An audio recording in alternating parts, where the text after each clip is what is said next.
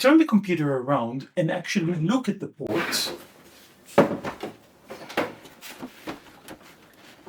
the answer might come to us.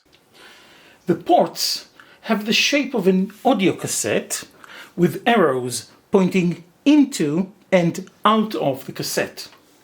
What do you mean you don't know what a cassette is? This is a cassette. It is a plastic casing inside of which there is a tape covered in magnetic material. Aside from the strange pencil fetish, that's all there is to it. You can place the cassette inside a tape player, like so, and press play. The lazy fox jumped over the quick brown dog. And it plays back what's recorded there. But this tape's belt is gone and it sounds terrible. Which is cool and all, but doesn't answer the question. Why would a computer have such a port? To answer that, imagine the following scenario. Suppose you sit and spend hours writing the world's best program in BASIC. Here it is. But there's a problem. As soon as you turn off the power, the program is gone. If you want to preserve your investment, you need to save it somewhere. And before there were drives, that somewhere was tape.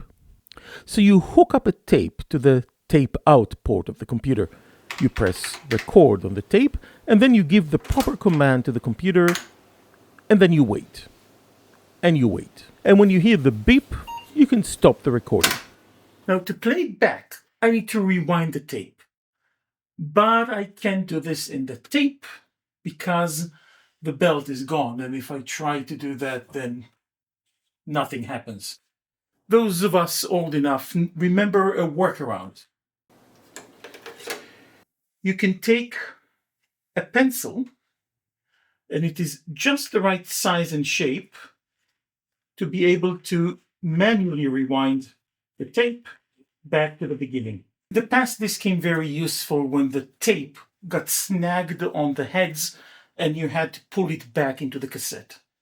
So now that we're back at the start, we can put it back and play and see what we recorded.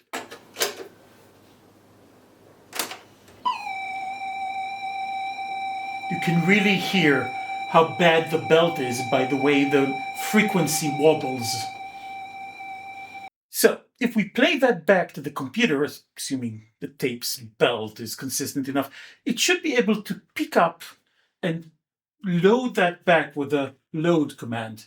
Of course, in theory, games could also be distributed this way, but in all fairness, that was a very rare for the Apple. The computers came with a floppy drive as a standard from the very early on, and the floppy is such a superior medium in every conceivable way that this almost never happened. I've only ever seen one game distributed on cassette, and I've only ever managed to successfully load it once. The tape-in port of the Apple II is exactly what you'd expect. Whenever the software on the computer queries a specific address, in this case C060, it gets back a byte with the most significant beat either set or clear, indicating whether the voltage on the port is above or below a certain level. In other words, this is a very primitive 1-bit audio digitizer. If reading from the tape-in address returns information about the incoming bit, reasonable people would expect the tape-out address, C020, to work in the same but opposite way, where writing to it will cause the port to issue either low or high voltage. It's a reasonable expectation, really. I mean, why not, right? It's both the obvious and the simplest thing to do. So, of course, that's not how this works.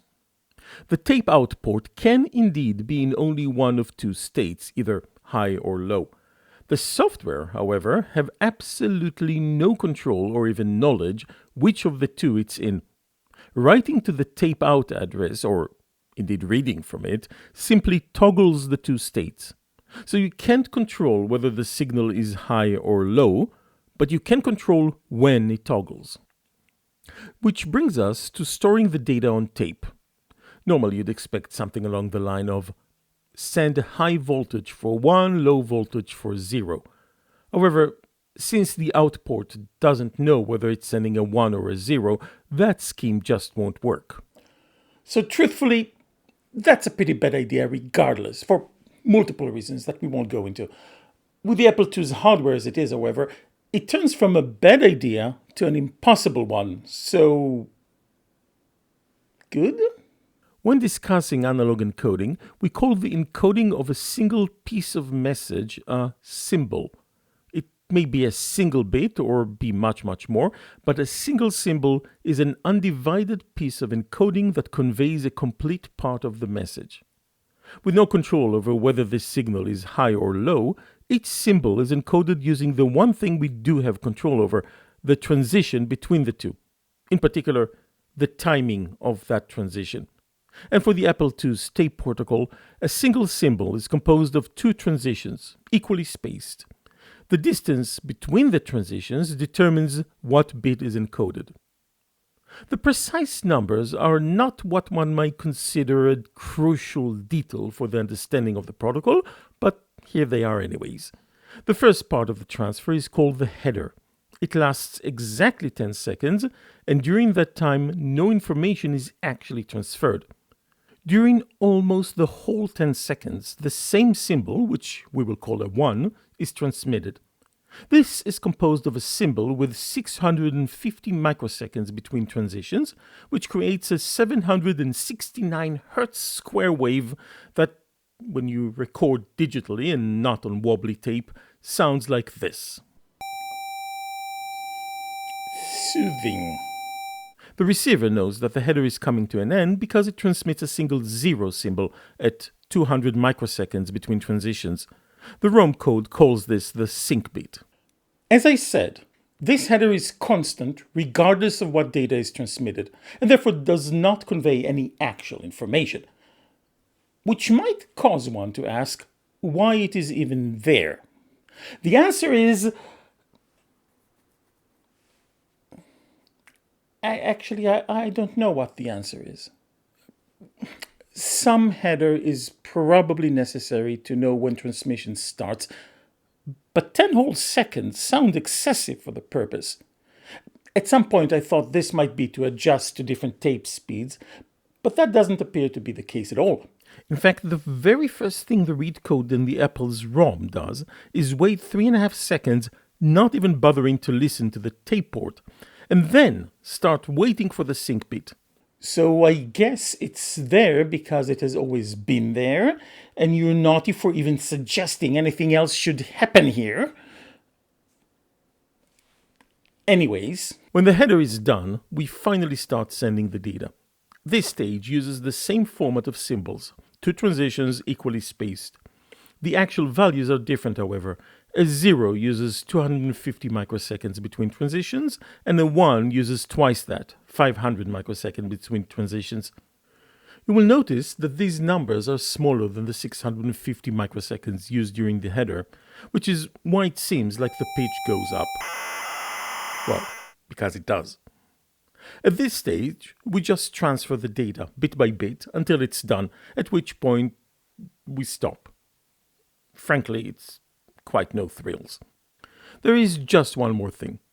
The last byte transmitted isn't part of the data. It is to support a checksum. I hope you can hear the air quotes. We initialize a byte to all bits on, so hex value FF, and then we XOR it with each byte sent. The last byte sent, when XORed with that running checksum, should zero it out. This provides some protection against a bit along the way being understood incorrectly, a problem referred to as a bit flip.